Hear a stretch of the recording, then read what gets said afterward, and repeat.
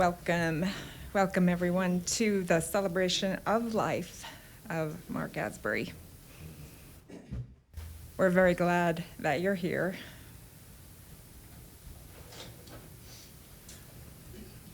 Wishing it wasn't for a different reason, but doing this together will be making it a bit easier. I've been asked by Ryan to do the opening prayer, and when he asked me to do an opening prayer, I immediately thought to myself, keep it real, was what Mark would say. I think he was a big fan of Jesus, but often not a fan of the formality or some people who called themselves Jesus people. So I'm privileged to be a person asked to welcome you here and welcome the Lord of Love here as well. We are in this place, Lord, to celebrate Mark. You did well in creating him.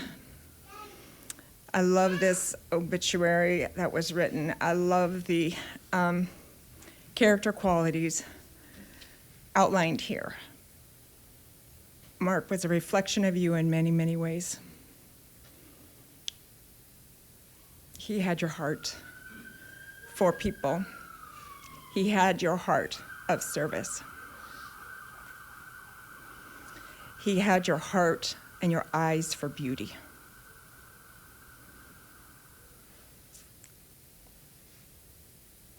He had a sense of community and was often frustrated with the lack of community. But he tried to bring together what you desire, Lord, and that is community around the world.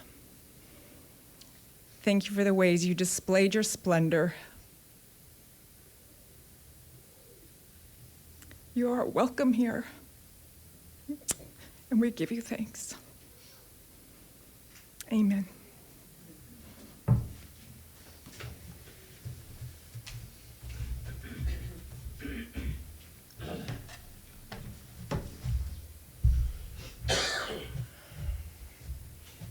Thank you again all so much for being here today.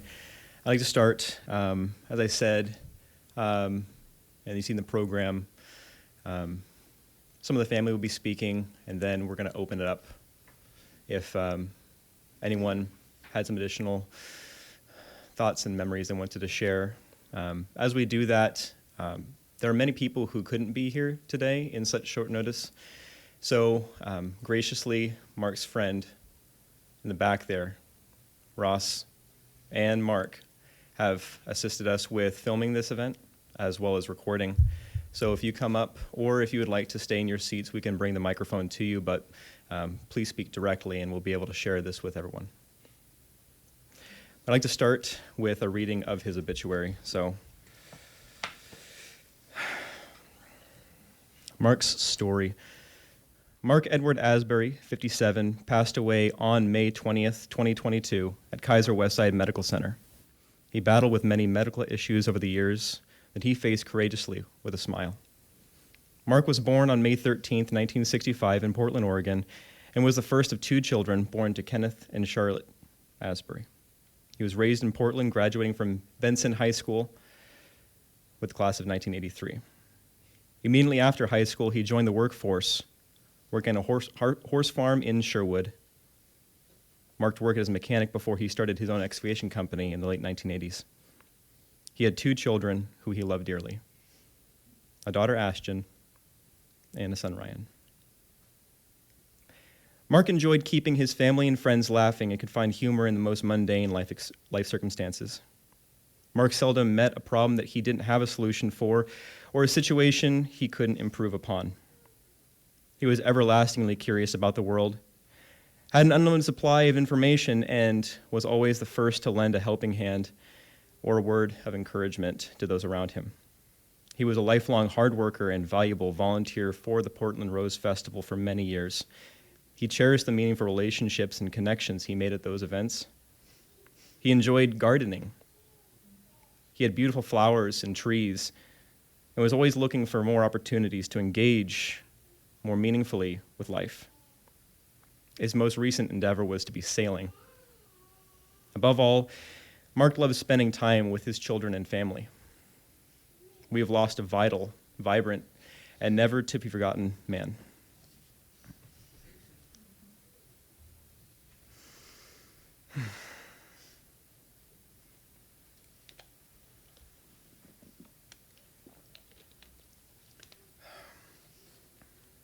Thank you all again so much for being here. This is so sudden, and honestly, it's not okay. It's too early. It makes no sense. We had thought maybe we should have a celebration of life a little later. Let the dust settle, let the emotions take their course before we look into his life and tell the stories, but honestly, why prolong death? Truly, before we can celebrate someone's life, we have to at least take a moment to grieve and to say goodbye.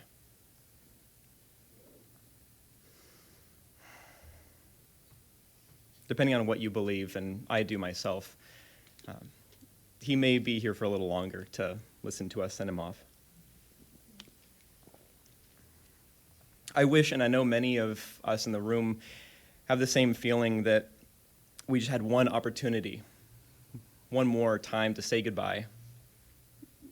I wish that I could have hugged him again, be hugged, say I love him, watch a movie together, talk. And I know everyone in this room knew how he liked to talk. It would sometimes take hours, and it would span the far reaches of human knowledge, whether you intended to go there or not. I know it's not right, but I can't help in this point of grieving but be guilty.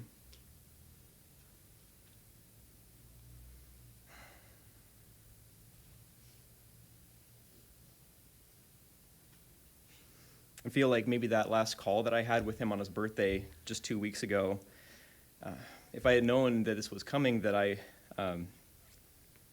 wouldn't have ended it so soon.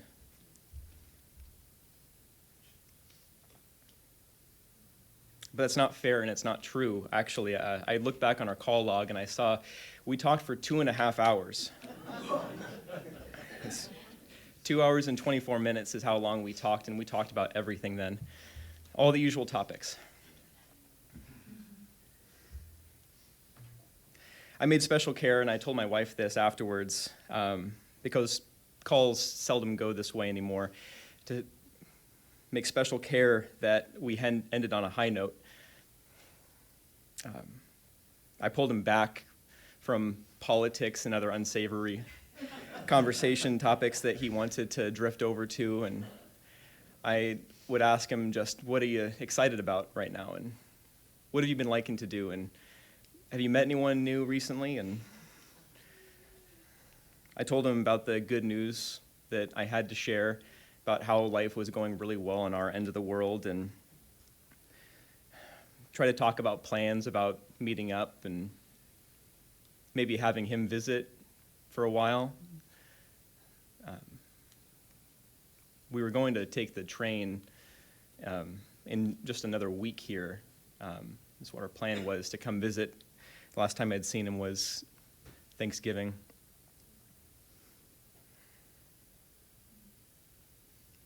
I ended that conversation telling him that I loved him, and I'm so glad that I did.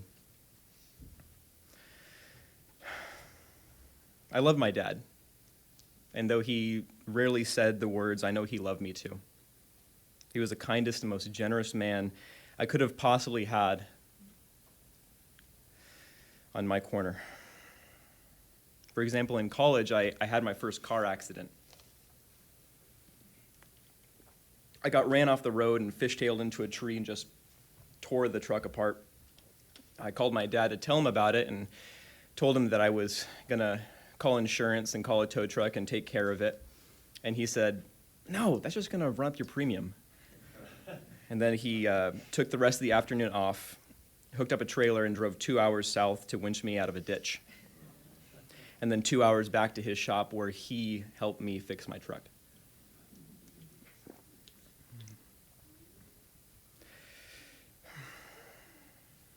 One of his friends we had dinner with a few years back expressed his character, I think, in the most beautiful, sincere way. She said, "Mark is the kind of guy who respects you enough to let you struggle through your own problems, but the kind of man who will step up without needing a call when he knows you really do need his help." Every time I visited home, especially after I met my wife Kaylee, my dad would make sure to send me back down south with a truckload full of supplies, tools, and snacks from his own personal stash. Just in hopes that it would give me a leg up. He was always thinking of us, every single person he knew and cared for.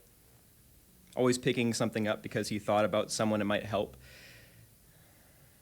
As we've been going through his things this last week, we get reminded of this behavior constantly.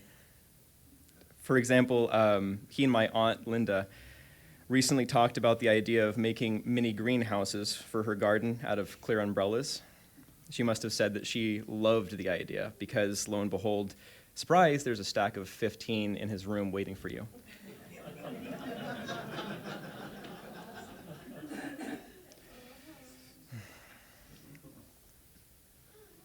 See, some of you know about his overstock of tools and gadgets. Some of you think about it as an anxious mess and can't understand why a man would need 5 copies of the exact same tool. But I'll tell you why.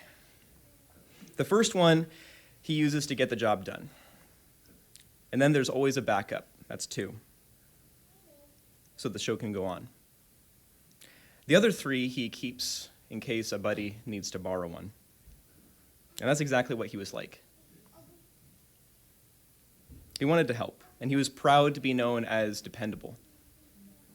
He was willing to loan out what he knew was really needed and never collected on debts if he knew it was going to cost a friendship. I never could have truly imagined that I would lose my dad.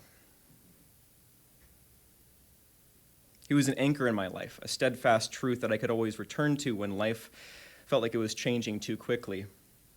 In a single word, iconic. Iconically Mark. You'll see some of that out front here. We have his personal effects that you may recognize, and he never changed. He picked a style in the 90s and said, "I'm good."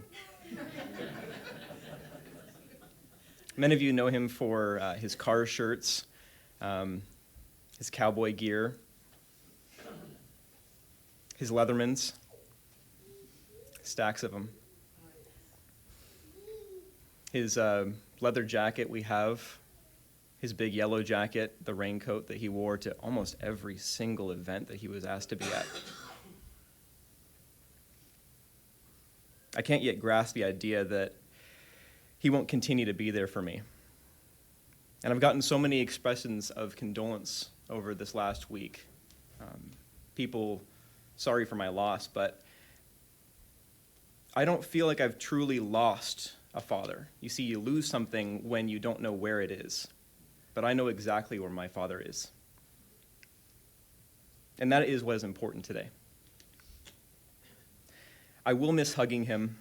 I will miss watching movies with him. I will miss talking with him. But one day we are promised to meet again.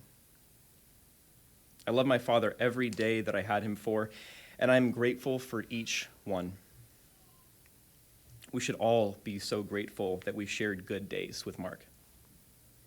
I love you, Dad. Goodbye.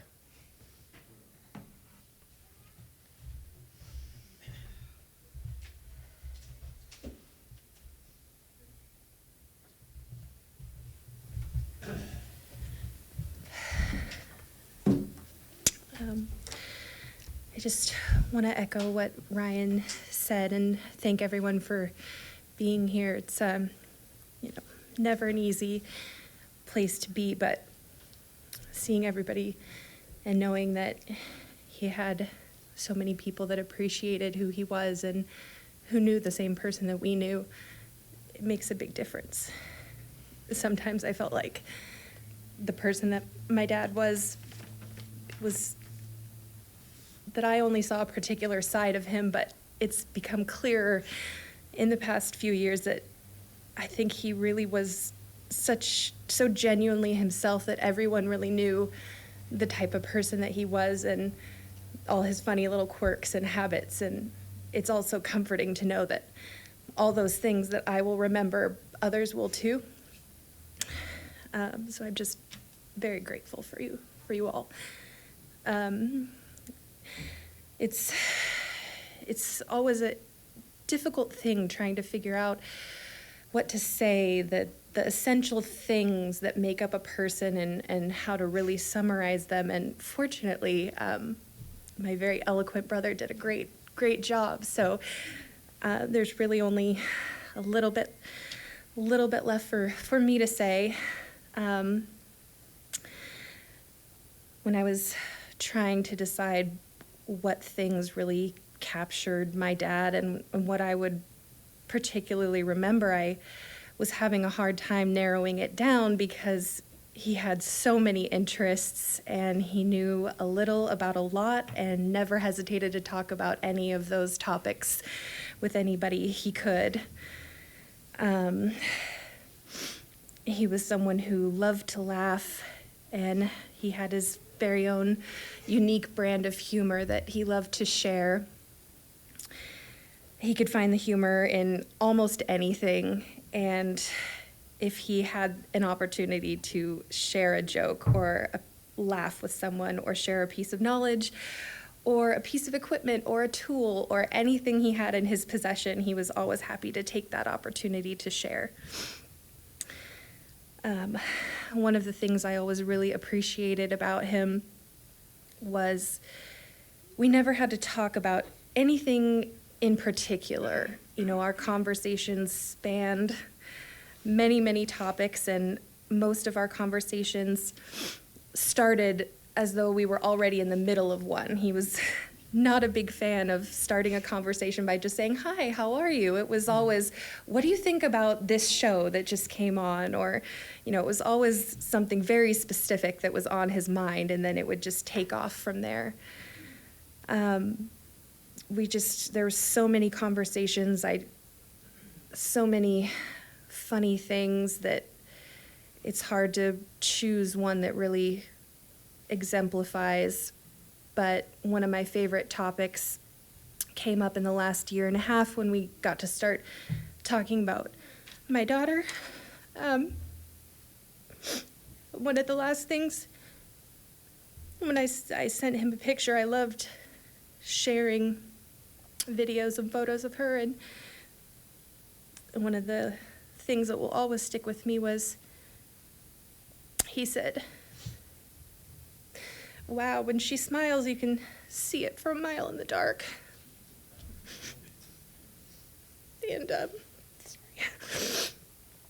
getting to see him as a grandfather was a really great experience, and I'm really thankful for the visits that we had. I will miss getting to share pictures and videos with him. I'll miss all the completely random funny things that I knew only he would think were funny. And I'll miss him when I'm at a fair or festival or parade. And I will miss him when I see beautiful flowers and gardens and wonder for the 30th time why the green thumb gene managed to pass me by. I will remember him in the little things every day, and I will remember him with a smile and a laugh.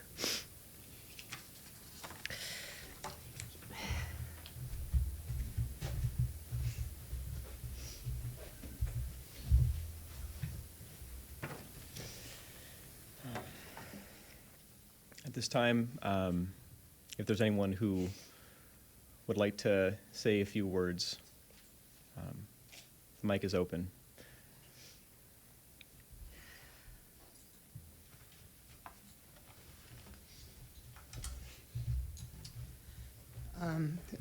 Forgive me, I too am really emotional about this because Mark was, I'm sure it's true of many of you here, he was one of my best friends. And this is one of the pictures I took of him. Mark and I had an anniversary coming up because we originally met on Memorial Day in 2010. The Rose Festival had decided that we were going to put on a Memorial Day celebration, and part of that was going to be a parade. And I was the person in charge of that parade. And I was down in the formation area doing my thing that you do when you're leading a parade and guiding everybody. And he was there, of course, with a camera, the way that many of us will remember him, always taking video of things. And he had that camera trained on me and on the parade. And he was following me around. And I was making sure that the parade went down the street. And of course, if you're the pick, you're going to be the last person standing. And he came over to me because he had to meet me. He wanted to meet me. He wanted to talk to me. And as we walked down the parade route at the end of the parade together, Mark and I had a dream, and the dream was that Mark was going to get involved in Rose Festival, and the dream came true. And the Rose Festival was so lucky, so fortunate to have Mark as part of our organization for so many years. We're missing him right now because whenever something went wrong, we have this great picture of Mark crawling under the skirt of a float that looks like a dress, fixing it. It's just his legs hanging out because he was there to fix things. And in our office, he'd bringing bags of candy to keep everybody's morale up, you know. And if there were 6 types of creamer in the refrigerator, it was because Mark brought in 6 types of creamer for everybody. But whatever you needed, if I needed cable to do my IT job, he'd bring in cable. And he always had everything, right? Just like Ryan said, he had everything. You couldn't ask him for something that he didn't supply. He brought so many things. One year, he and I got to go out on the parade route the night before the Grand Floral Parade and interview people. He was the video and I was the interviewer, and we were quite a team. Somewhere, he always had all this video of Rose Festival. Somewhere he has piles of video that he always intended, we're going to get that together and bring it down to Rose Festival. So someplace he's got all that. Tons and tons, and I mean tons of video, because that's how he was. And the pictures that he took, you guys, the pictures. He was creating memories. He was helping Rose Festival to bring joy to the community, because Mark brought joy to everybody. That was something he loved to do. And when he told us he wouldn't be able to be at the parade this year, nobody understood how sick he was.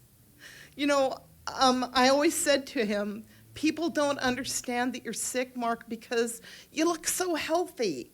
And you always act so healthy around them. So they don't get it. They don't understand. He and I were very close, so we talked about everything, including just how sick he was over the years and how he did push through his illness, and because he wanted to be there. He wanted to be doing it. It was so important to him. Mark, I miss you. There's no other way for me to say it. I miss you. I've been missing you during pandemic because I didn't get a chance to see him. We'd text, but he was always a guy who hugged. So was I. We were always hugging one another and talking for hours because we both loved to talk. So you get that combination together, boy, let me tell you, Ryan, 2 hours would be nothing. I'd sit at my computer doing whatever I had to do for the festival, and he'd sit beside me, and he'd just talk all afternoon. I mean, truly, he's a tremendous loss. Too young, way too young. I'm much older than that, and I know he's still with us. I feel him with me. I know he's got the best seat in the house for this event right now. And he's watching with the same joy that he always had about everything in life. We should all be so joyful. He's an example to us. And Rose Festival appreciates him. It thanks him. Thanks you, all of you who let him be with us on days when he could have been with you. He saved me so many times. He was always there for me when I needed him. So thank you so much.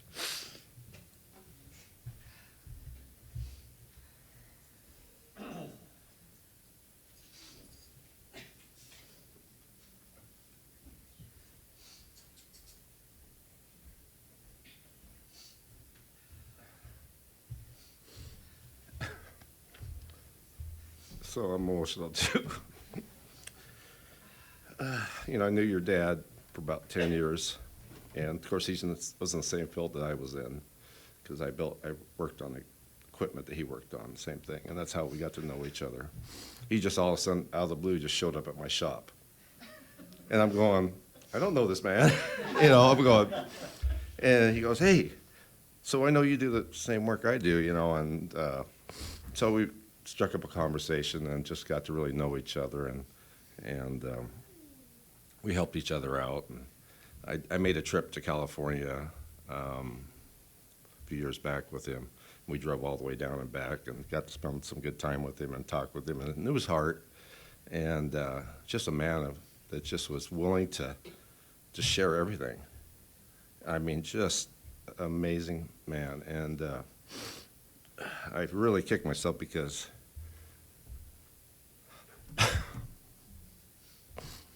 a week before he died, he texted me. He was headed out to come see me at my shop. And I had left and was on my way home. And so we never got to make that connection. And he was the Kaiser. He was just, he thought, well, since I'm there, I'm going to come visit you. And I wish I would have spent the time talking with him. And I really enjoyed his company. But yeah, just a very caring and giving person. Matter of fact, when I got injured, he said, man, I just want to come over and give you a hand to help you out while you're going through the thing. I couldn't work. And so he was willing just to, and then he brings stuff to me. Like he says, like, oh my gosh, what do you do? He said, well, I have to clear out my shop. So here, I've got these things I don't need. You do the same thing I do, and I'm not doing it anymore. So I was like, oh. But what a heart. He had a heart for people, and he loved to talk. Yeah, he was, I'm definitely going to miss him. But you know what? How I see this is that he's went through one door, he went through another door. He's in heaven. That's how I feel. And I feel the Father saying, you know what? I've given you a gift, and I'm going to put you to work up here. and knowing him, he's doing something great, because he had a mind that he could see things. It was amazing. And the one thing that I keep hearing, that he always tell me, he would say, so what am I going to do when I grow up? It's like, yeah. So anyway, I was just so blessed to know him, and anyway, thank you.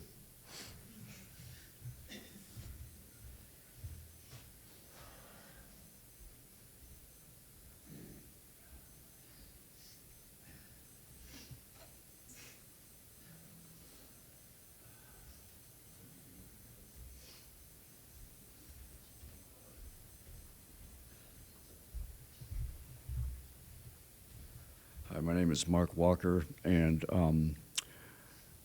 I'm a friend of Mark Asburry's from high school days. And when I look and see Ross Madsen and Matt Clark here, also old school friends of Mark's, and I mean this with due respect, and I'm not even trying to be ironic or humorous, but I keep expecting to see Mark here because this is the kind of thing that Mark would be at. Weddings, anniversaries, celebrations were very much a part of how he loved to engage. But I guess just the few things that I want to share with you are how we met, which is sort of odd.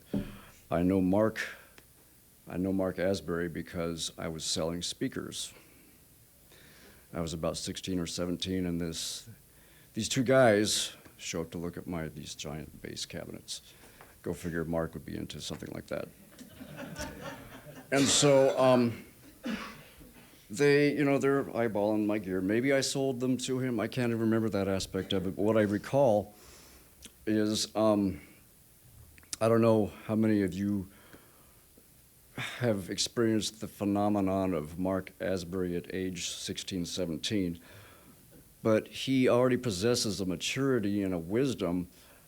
This, like the comment I posted publicly was that he is by far the smartest guy I know, which I'm sure a lot of you can relate to, aside from the element of compassion he possesses, which is, prominent. But aside from that, just his smarts always blew me away. Just the kind of thing where he may have claimed to be like a jack of all trades but master of none, but his version of a jack of trades would take me about 2 years of serious study just to get to that level that he just knew. I don't know how he did it, but just obviously his intelligence carried him there. But because of that, I just figured here's this guy showing up to buy my speakers, and he must be like 10 years older than me, just because the way he carried himself. He was just kind of like already at the stage where I'm sure everyone else knew him as an adult. And just kind of like the comedic spin on that is the guy that was with him was some guy named Johnny Baumgartner. Anyone remember him? And just because of the way I crossed wires for years, I associated these two as brothers and just kind of assumed Mark's name was Mark Baumgartner. For like a couple of years, I just thought that's who he was. And then like one day, I made the mistake. I think it was like I might have introduced him to some of my friends. Oh, hey, meet my buddy Mark Baumgartner, personal friend of mine. Of course, made me look legit. But I guess the resonant story that mirrors Ryan's as far as the degree that Mark would go to help a friend out was when I moved from Portland to Seattle in my my little 1982 Chevy Chevette. And I must have had hundreds of pounds of something in that thing because it did not make it up the I-5 corridor very far before the clutch went out. And I must have, I can't remember how Mark got introduced to that whole scenario, but apparently I called him. Because next thing I know, he's up there towing me in that car. I think we like strapped up the car to the back of his pickup truck, something very DIY, very, precarious and by the seat of our pants. And I think as solid as a move of that was, that would have been just an epic solid right there. You think, wow, what a great friend tows me in my, disaster back into town, but his efforts didn't stop there. He actually helped me rebuild that clutch so I could go back to Seattle.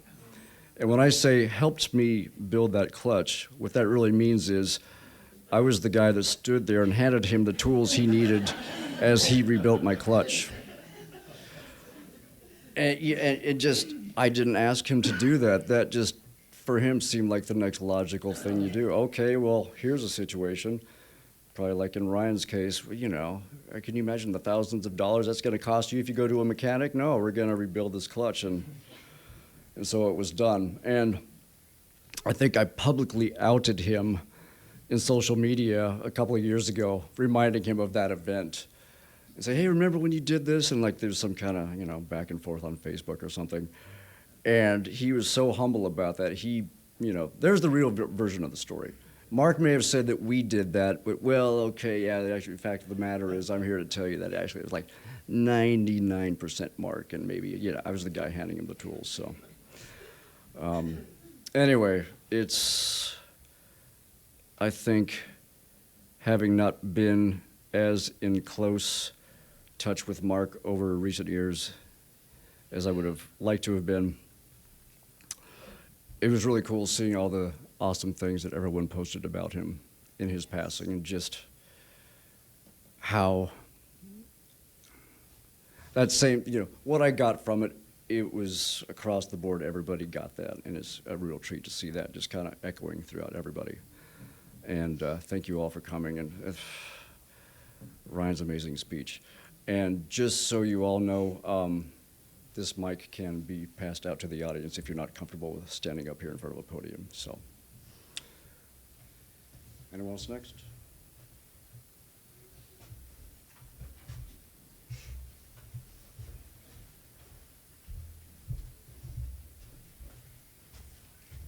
Hi, my name is Chris Peel. I met Mark through the Great Rose Festival. I help out on a few things, and so we were standing, you know, side by side, and kind of met by kind of, you know, nudging each other and talking and say, what do you think about this? Oh, it's going to be a mess. But we can fix it if we have to. And so we talk and chuckle and laugh, and so I saw him at more and more events, and he had this big, huge thing that he'd hold up, and it took video, and I said, oh, wow, that's just, wow, okay. And my background's IT, so he'd say, hey, what should I do for storage? And so how about that RAID stuff, and not the stuff in a can, right? And so he'd ask me about that. I said, well, this is how I would do it, and how much do you have, and how much data? And so I do it this way. This is the least expensive. This is the best way to do it. And then somewhere in between those two things is, you know, probably a good idea. Yeah, all right, okay. And so we talk about different things, and I'd often see him at events. And you know, a couple years ago, the Rose Festival had an event down at the what was the old, what do they call it now? It was the old Monkey Ward, right? So now the Montgomery Park, I guess. That's the right way to call it. And you know, he was looking sharp, and you know, we're having a nice time, and it was one of those really fun things that I'd meet him, I greet him, we you know, I give him a hug, we talk about, you know, different stuff. Boy, would we talk about different stuff. But you know, a couple things always came through that just shone through. He was a giver. It wasn't about how you could enhance my life. It was, what can I do for you? Always giving. Really tremendous guy. For those of you who don't know, in the pictures that Mark has taken, there's a Rosarian that he seemed to single me out multiple times, and so we started off on a thing, you know, I don't know, it goes back 6-8 longer years. Just happened to catch me up by the Multnomah County Library downtown on the last final turn that we're making, and he calls me out, and he took a great pick, and I'm told that when Rose Festival was doing a highlights of the year, this is the last one that was before everybody, you know, broke, and it's like, and it got I mean, I think you folks told me that it was people clapped and erupted and said, hey, that was a really great pick. That was a great pick, and it was a great pick. Because he had a great eye, he had a wonderful soul, he saw through how to help others, and so he actually took multiple pictures of me over several years. So when you know, I told you about those, I'll send them to you. They're just, it totally shows your dad's heart. So if I were to say one thing to encourage anybody else here to do, give back. give back as you go through. That's one of the most wonderful ways you can enrich your own life. Thank you.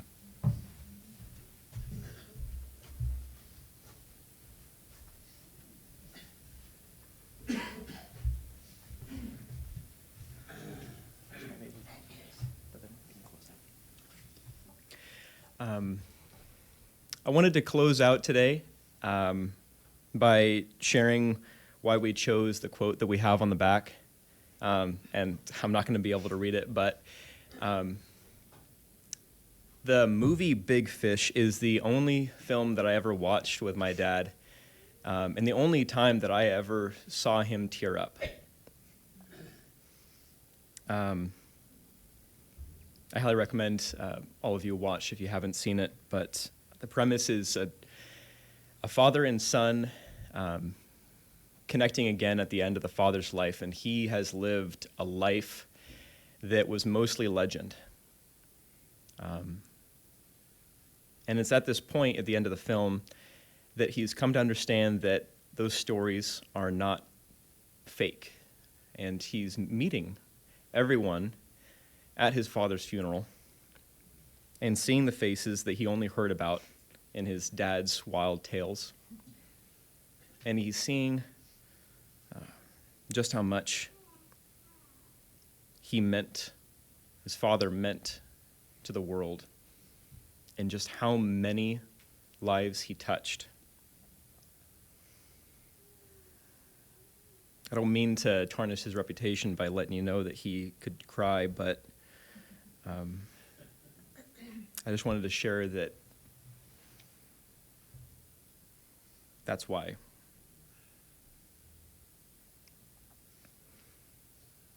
It's hard to say goodbye and to let go, and I'm so happy that we're all here together to do that. He deserves a bold send-off. For everyone to get to say goodbye and to eventually move on. Because he did so much, and he's not going to be able to do that anymore. But it wasn't for nothing. All the fathering he did for me means that I am now a man who can move on. I don't need him anymore to help me with my truck or the things that he helped all you with too. It's not that you don't need him. You can move on. He gave so much, and it's not going to fade away. It wasn't just the candy that gets eaten. Okay? The fat stays behind, that at least, from all the candy. We know that that can stay around a little longer, but the stories and the memories that we all have, and we've heard today, and there's so many more, and I understand that it's hard to share them. It's so hard to look back and to think. But do so. And take this time to grieve. It doesn't have to get back to business so soon. I'd like to close in prayer. The verse that comes to mind from the Bible is the verse that says, "Love the Lord your God with all your heart, mind, soul, and strength, and love your neighbor as yourself." And I think that this is what we're talking about here when we talk about Mark. We happen to be neighbors. And he took that literally. I was his neighbor in proximity. But obviously, you were all his neighbors. And I think that there was a level of frustration that he had that we don't get it and we're not doing this thing. So I would encourage you, as Ryan was speaking, I was thinking, just encourage you, love your neighbor as yourself. Proximity or in the different aspects of your life. Love your neighbor as yourself. It would be a better world. He showed us how to do it. Lord, you are God, and you are good, and you can be trusted. Thank you that you will never leave us or forsake us. I thank you that you welcome us all. I thank you that you gave us Mark an example.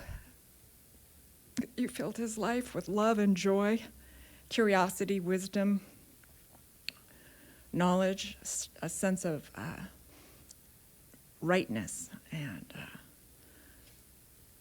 a sense of purpose.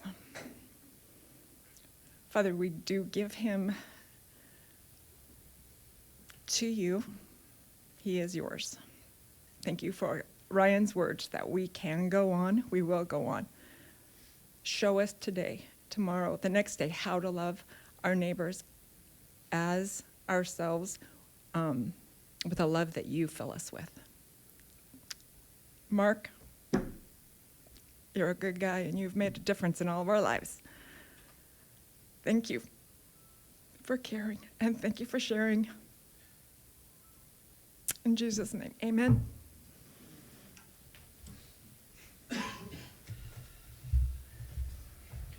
For now, we break. We have food that we'll be setting up and refreshments, and feel free to stick around. And maybe we can share some ideas one-on-one. Thank you.